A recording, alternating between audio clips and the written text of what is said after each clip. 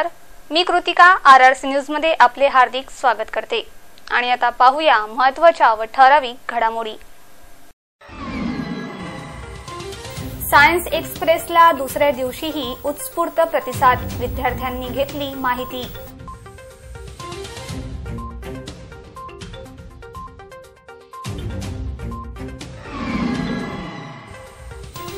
आंतरराष्ट्रीय dual boxing स्पर्धेत अकोल्याच्या अनंत चोपडेने पटकाविले सुवर्ण।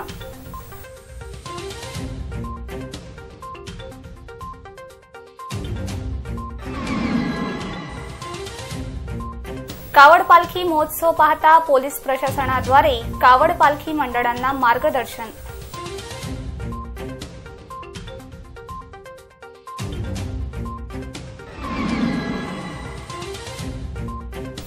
शिवणी येथे आत्महत्येचा प्रयत्न करणाऱ्या महिलेचा उपचारादरम्यान मृत्यू।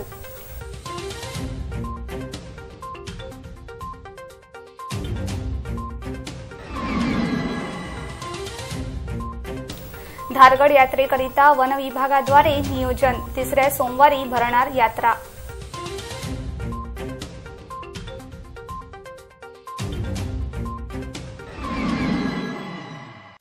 पर्यावरणाची माहिती देण्याच्या उद्देशाने शहराशहरात थांबणाऱ्या सायन्स एक्सप्रेसच्या प्रदर्शनीला दुसऱ्या दिवशीही उत्स्फूर्त प्रतिसाद मिळाला। रेल्वे स्थानकावरील प्लॅटफॉर्म क्रमांक 4 वर विज्ञान व पर्यावरणाचा संदेश देणाऱ्या सायन्स एक्सप्रेसचे आगमन झाले। दुसऱ्याच दिवशी हजारो विद्यार्थ्यांनी एक्झिबिशनला भेट देत उत्स्फूर्त प्रतिसाद दिला। केंद्र शासनाच्या वतीने संपूर्ण जगात पर्यावरणाचे होणारे बदल या संदर्भातील माहिती देण्याकरिता वातानुकूलित 16 डब्यांची सायन्स एक्सप्रेस महाराष्ट्राच्या निवडक रेल्वे स्टेशनवर थांबणार आहे। अकोला येथील रेल्वे स्थानकावर ही एक्सप्रेस 2 दिवस मुक्कामी आहे।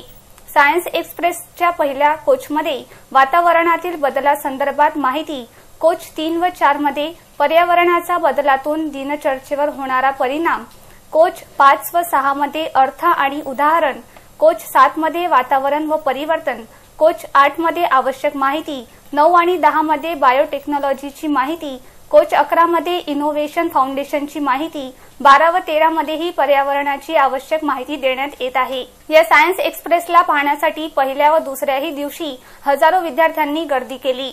सकाळी 10 वाजतापासून सुरू झालेली ही प्रदर्शनी सायंकाळी 5:30 वाजेपर्यंत सुरू होती।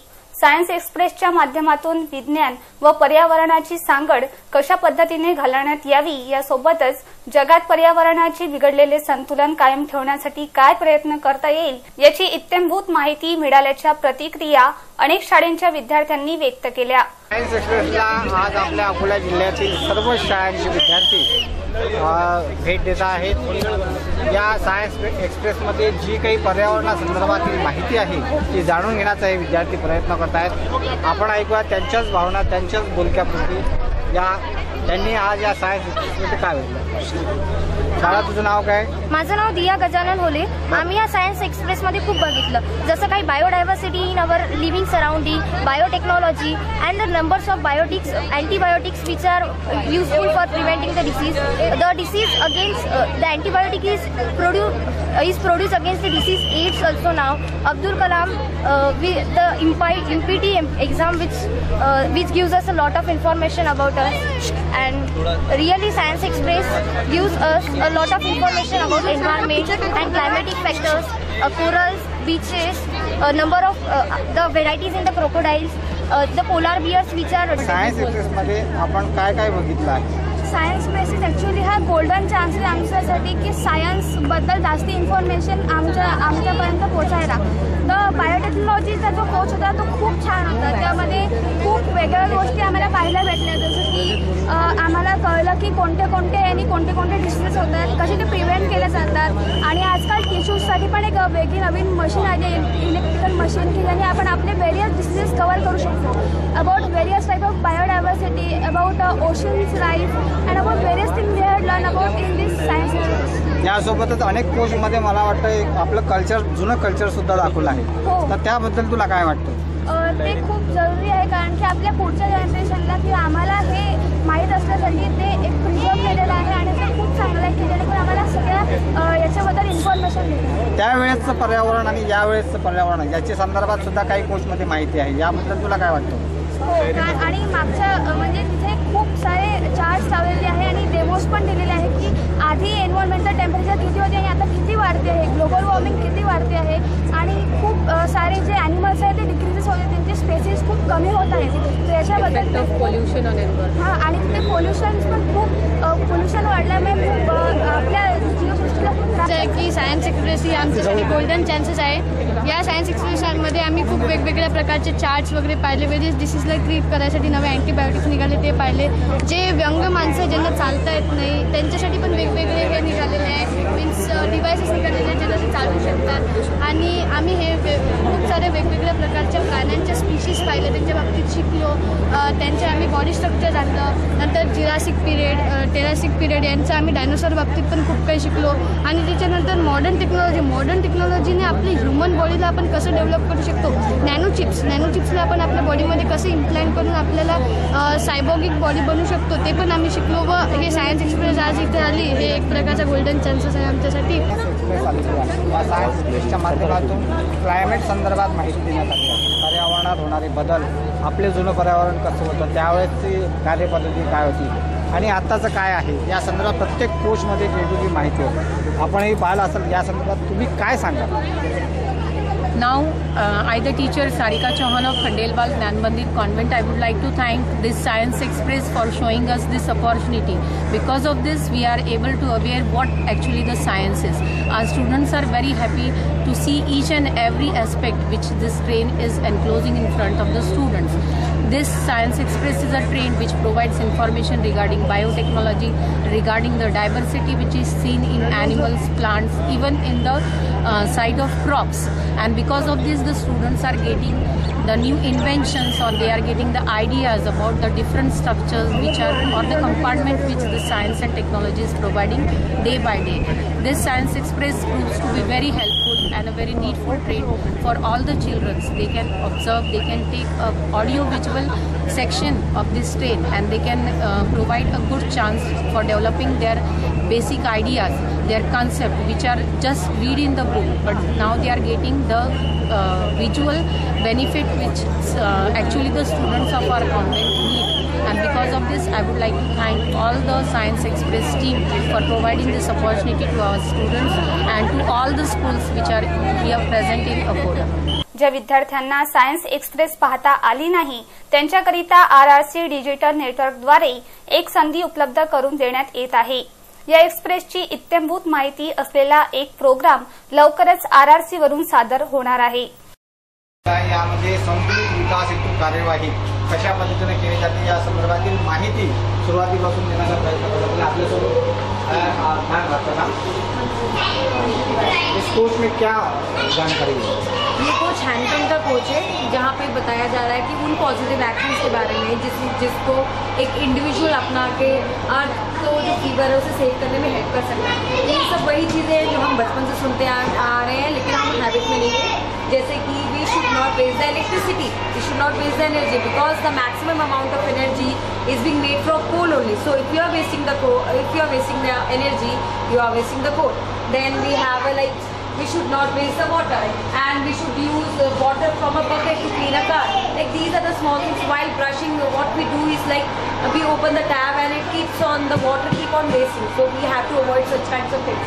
Then here we are talking about that we should eat the fruits according to season only. क्योंकि अगर हमें वो फ्रूट बिना सीजन के मिल रहा है, दिस मीन्स कि वो फ्रूट स्टोर हो रहा है कोल्ड स्टोरेज में और उसमें केमिकल्स यूज हो रहे हैं. तो ये हमें डिसाइड करना है कि हम इन सब चीज़ों को किस तरीके से कार्बन एमिशन कम कर सकते हैं.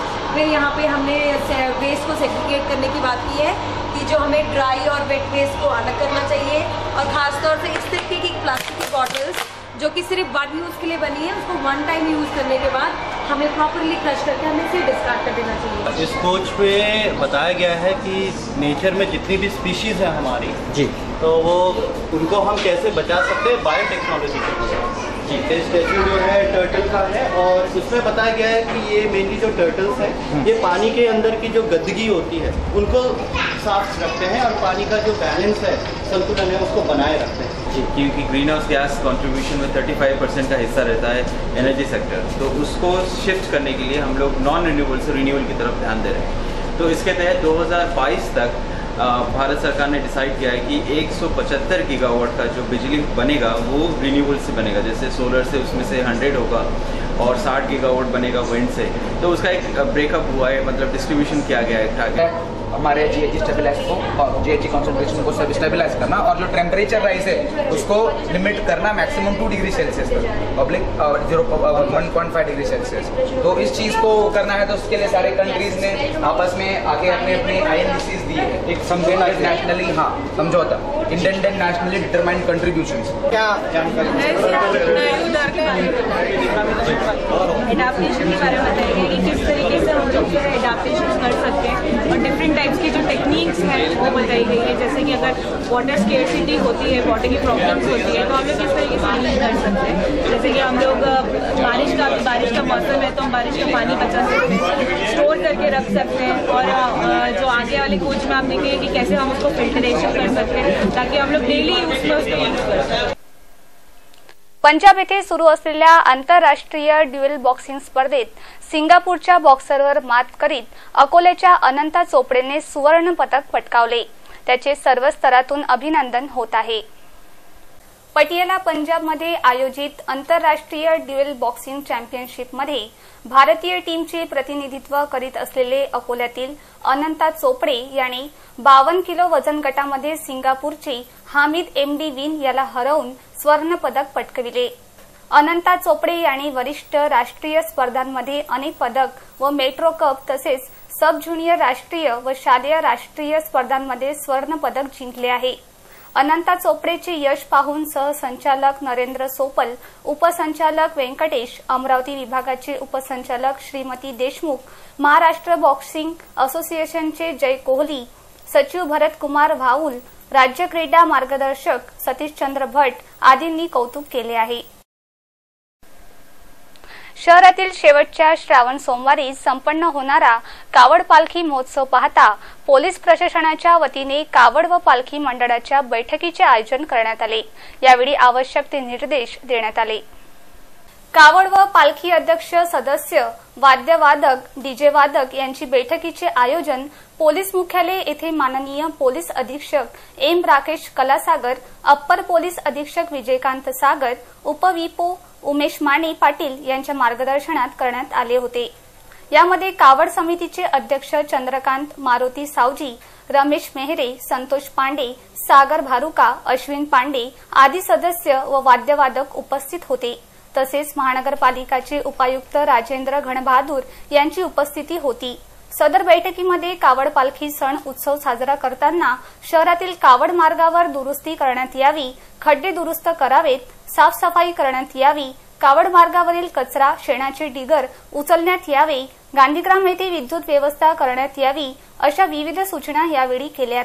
उमेश माने पाटील यांनी आक्षेपार्ह पोस्टर बॅनर लावण्यात येऊ नये, कावडसाठी वापरले जाणारे वाहन हे योग्य दुरुस्त असावे, चालकाजवळ लायसेन्स असावे, गाडीत रात्री विद्युत व जनरेटरची व्यवस्था असावी, गांधीग्राम येथे लहान बालक यांना रात्री नदीवर नेऊ नये, पालखी मार्गावर कारण नसताना कावड पालखी थांबवून ठेवू नये, कावड पालखी पुढे घेऊन जाण्याबाबत आपसात वाद करू नयेत, आपसात सामंजस्य ठेवावे, डीजे वाजवू नयेत, प्रत्येक मंडळ यांनी स्वयंसेवक नेमावेत, शांततेने सण उत्सव साजरे करण्यात यावे, सर्वांना कावड पालखी सण उत्सव साजरा करण्याबाबत यावेळी मार्गदर्शन करण्यात आले।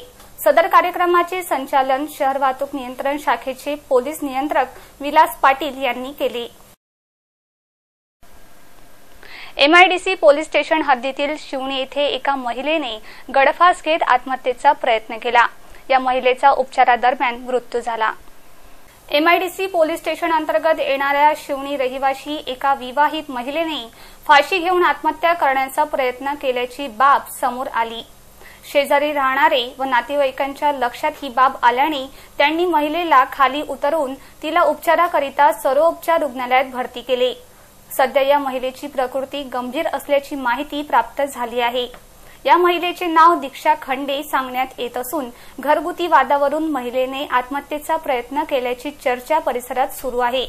घटनेची माहिती मिळताच MIDC पोलीसही घटनास्थळी पोहोचली होती। या महिलेच्या बयानानंतर खरी परिस्थिती समोर येणार असल्याने सर्वांचे लक्ष याकडे लागले आहे। श्रावण महिन्याच्या तिसऱ्या सोमवारी धारगड येथे येणाऱ्या शिवभक्तांनी वनविभागाच्या नियमांचे पालन करून यात्रा शांततेत पार पाडण्यासाठी सहयोग करावे असे आवाहन वनविभागातर्फे करण्यात आले आहे। श्रावण महिन्याच्या तिसऱ्या सोमवारी धारगड येथील महादेवाच्या यात्रेत हजारो शिवभक्त सामील होतात। या कारणाने हर बोला महादेवाच्या जयघोषाने हा संपूर्ण सातपुडा पर्वताचा परिसर दुमदुमून जातो। धारगड येथील गुफेत असणारे शिवमंदिर हे मेळघाट व्याघ्र प्रकल्पाच्या अतिसंरक्षित क्षेत्राअंतर्गत येत असल्याने या ठिकाणी येणाऱ्या शिवभक्तांनी वनविभागाच्या नियम व सूचनांचे पालन करीत यात्रेला शांतीपूर्वक पार पाडण्यासाठी प्रयत्न करावेत, अशा प्रकारचे आवाहन मेळघाट व्याघ्र प्रकल्प अकोट वन्यजीव विभागाचे उपवनरक्षक लाकरा यांनी केले आहे। यात्रेदरम्यान कोणत्याही प्रकारचे वाद्य, लाऊडस्पीकरचा उपयोग, त्याच प्रकारे तंबाखू, गुटखा, बीडी, सिगारेट, दारू इत्यादी मादक पदार्थ व शस्त्र सोबत बाळगण्यास मनाई करण्यात आली आहे। खटकाली चेकपोस्टवरून 6 ऑगस्टला सकाळी 6 ते 7 ऑगस्टला दुपारी 4 वाजेपर्यंत शिवभक्तांना प्रवेश दिला जाईल। त्याचप्रमाणे 7 ऑगस्टला संध्याकाळी 7 वाजेपर्यंत खटकाली चेकपोस्टच्या बाहेर निघणे शिवभक्तांना बंधनकारक राहील। 6 व 7 ऑगस्ट हे 2 दिवस वगळता अन्य दिनी धारगड मंदिर परिसरात प्रवेशास प्रतिबंध लावण्यात आले आहेत। धारगड येथील टी पॉइंट परिसरात पार्किंगची व्यवस्था करण्यात आली आहे। धारगड यात्रा शांततेत संपन्न होण्यासाठी सर्व शिवभक्तांनी वनविभागास सहयोग करण्याचे आवाहन वनविभागामार्फत करण्यात आले आहे।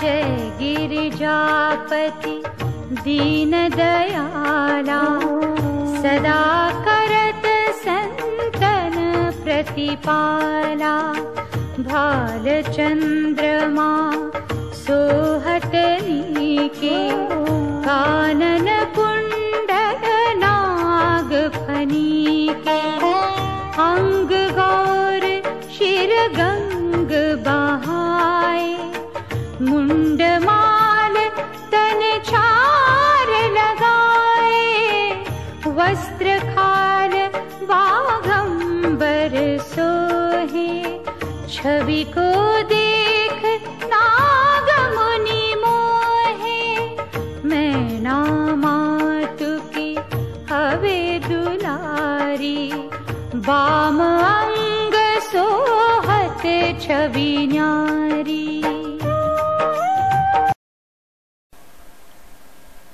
पातूर येथे श्रावण महिना पाहता कावड व पालखी शोभायात्रेचे आयोजन करण्यात येत आहे। या कावड व पालखीच्या माध्यमातून श्री कवडेश्वर महाराजांचा जलाभिषेक करण्यात येत आहे। श्रावण महिन्याच्या पहिल्या सोमवारी पातूर शहरात अत्यंत उत्साहात पालखी व कावडची भव्य शोभायात्रा काढण्यात आली। श्रावण महिन्याच्या पहिल्या सोमवारी पातूर येथील अनेक शिवभक्त मंडळांनी मोरणा डॅम, सिंदखेड, गांधीग्रामसह अनेक नदीमधून पवित्र जल आणून श्री कवडेश्वर महादेवाचा जलाभिषेक करण्यात आला। ही पालखी व कावड शोभायात्रा जुने बसस्थानक, नवीन बसस्थानक, बाळापूर रोड, मेन रोड आदी मार्गावरून काढण्यात आली। त्यामध्ये शेकडोंच्या संख्येने शिवभक्त सहभागी झाले होते। पालखी व कावडला कवडेश्वर महादेव मंदिरात पोहोचविण्यात आले। या ठिकाणी कवडेश्वर महादेवाचा नदीमधून आणलेल्या जलाने जलाभिषेक करण्यात आला। कावड पालखी शोभायात्रा पाहता पालखी मार्गावर पोलिसांचा कडक बंदोबस्त तैनात करण्यात आला होता।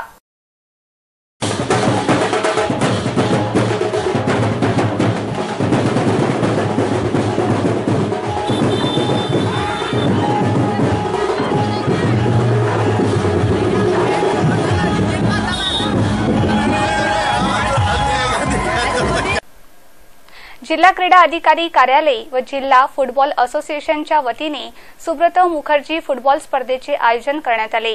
या स्पर्धेत 16 संघांनी सहभाग घेतला।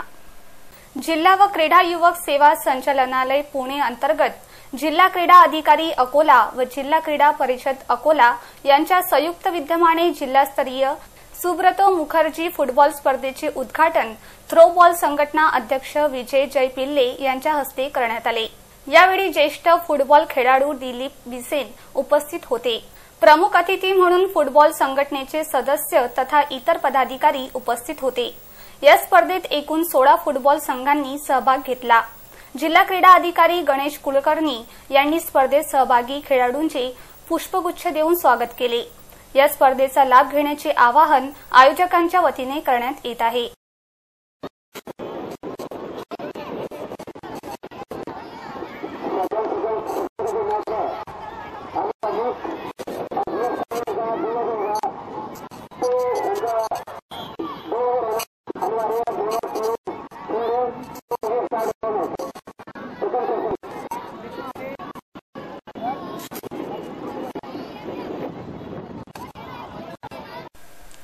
शेगाव ते आर्वी जाणारी बस स्थानकासमोरच बंद पडल्याने या मुख्य रस्त्यावरची वाहतूक काही काळापुरती ठप्प झाली होती। अकोला येथील मुख्य बस स्थानकावर आर्वीहून शेगावकडे जाणाऱ्या बसचे टायर बस स्थानकाच्या प्रवेशद्वारापाशीच अचानक फुटल्याने ही बस बंद पडून या मार्गावरील वाहतूक काही काळापुरती ठप्प पडली होती। बस रस्त्याच्या मधोमध बंद पडल्याने रेल्वे स्टेशन व अशोक वाटिकाकडे जाणाऱ्या मार्गावर वाहनांच्या लांबच लांब रांगा लागल्या होत्या। या चौकात तैनात वाहतूक पोलिसांनी या परिसरातील ऑटो चालक व व्यावसायिकांच्या मदतीने या बंद पडलेल्या बसला धक्का मारीत बसला बस स्थानकाच्या आत पोहोचविले। त्यानंतर या मार्गावरील वाहतूक सुरळीत झाली। महामंडळाच्या अनेक एसटी बसेसची अवस्था खराब झाल्याने व बसेसच्या दुरुस्तीकडे दुर्लक्ष होत असल्याने महामंडळाच्या बसेस मध्येच रस्त्यावर बंद पडत असल्याच्या घटना वारंवार घडत असल्याने प्रवाशांना नाहक त्रस्त व्हावे लागत आहे। गोरेगाव येथील मध्यवर्ती सहकारी बँकेत चोरी करण्याचा प्रयत्न एका युवकाच्या सतर्कतेने अयशस्वी ठरल्याने या युवकाची सर्वत्र प्रशंसा होत आहे। वाडेगाव पोलीस चौकी अंतर्गत येणाऱ्या गोरेगाव खुर्द बसस्थानकाजवळील जिल्हा मध्यवर्ती बँकेचे शटर वाकवून चोरी करण्याचा चोरट्यांचा प्रयत्न बँकेसमोरील घराबाहेर झोपलेल्या पुरुषोत्तम गावंडे यांच्या सतर्कतेमुळे अयशस्वी ठरला। बँकेच्या शटरला लागलेले कुलूप तोडण्याचा आवाज आल्याने झोपमोड झालेल्या युवकाने चोरट्यांना पाहून आरडाओरड सुरू केल्याने या चोरट्यांनी युवकावर दगडफेक करीत तिथून पळ काढला। युवकाच्या आरडाओरड्याने अन्य लोक सुद्धा जागे झाल्याने बँकेत चोरी करण्याच्या प्रयत्नात चोरटे अयशस्वी ठरले। घटनेची माहिती मिळताच पोलीस व बँकेचे कर्मचारी घटनास्थळी दाखल झाले होते। पोलिसांनी पुरुषोत्तम गावंडे यांच्या धाडसाचे कौतुक केले। विशेष बाब ही की 2 दिवसाआधीही पारस व गायगाव येथील बँकेत चोरी करण्याचा प्रयत्न झाला होता। हे पाहता ग्रामीण परिसरातील बँकांच्या सुरक्षेसाठी पोलिसांनी आवश्यक ती उपाययोजना करणे आवश्यक झाले आहे। उभा होता बोलून दिसला चमकला रातच्या पहिले कोण आहे बँकेत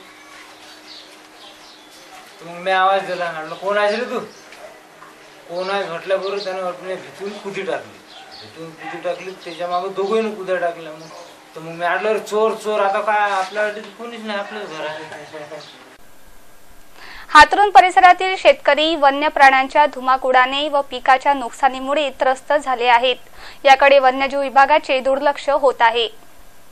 बाळापूर तहसील अंतर्गत येणाऱ्या हातरुण गावातील शेतकरी त्यांच्या शेतात वन्य प्राणी धुडघूस घालून करीत असलेल्या नुकसानीमुळे त्रस्त झाले आहेत। हातरुण परिसरात नीलगाय, हरिण व जंगली डुकरांचे झुंड मुक्त संचार करीत आहेत। रात्रीच्या समयी शेतकऱ्यांनी पेरणी केलेल्या शेतांमध्ये घुसून हे वन्य प्राण्यांचे कळप पिकांची नासाडी करीत आहेत। यावर्षी पावसाने अल्प उपस्थिती दर्शवली आहे। काही शेतकऱ्यांनी त्यांच्या शेतात असलेल्या सिंचन सुविधेचा उपयोग करून शेतात पेरणी केली आहे। नंतर आलेल्या पावसामुळे शेतात पिके चांगलेच बहरली आहेत, परंतु आता हे वन्य प्राण्यांचे कळप रात्रीच्या समयी शेतात घुसून पिकांचे नुकसान करीत असल्याने शेतकऱ्यांचे मोठे नुकसान होत आहे।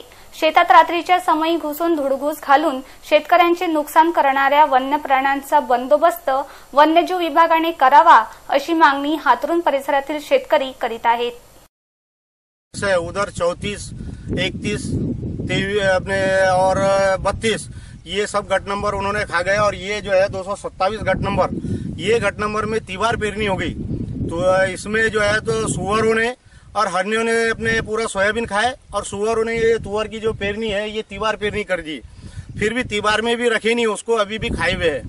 तो अब ये हमारा जो बार बार तरास, हमको ये तरास हो रहा, तो ये जो है तो फॉरेस्ट वालों का काम है, ये शासन का काम है, इस पर ख्याल दे। और वैसे तो ये बारिश नहीं होने की वजह से हम परेशान हैं।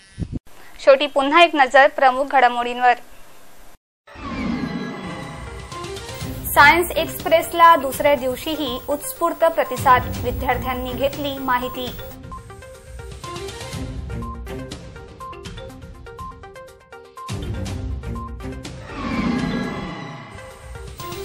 आंतरराष्ट्रीय ड्युएल बॉक्सिंग स्पर्धेत अकोल्याच्या अनंत चोपडेने पटकाविले सुवर्ण।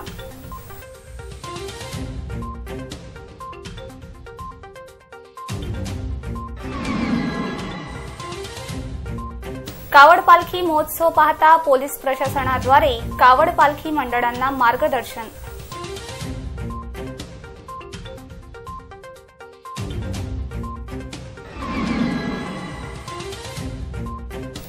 शिवणी येथे आत्महत्येचा प्रयत्न करणाऱ्या महिलेचा उपचारादरम्यान मृत्यू।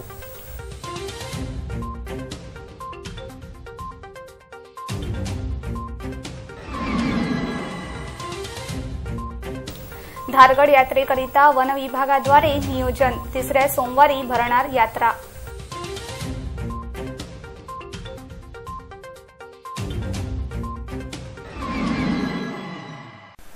पुन्हा भेटूया शहर आणि परिसरातील ताज्या घडामोडी व अधिक माहितीसह। नमस्कार।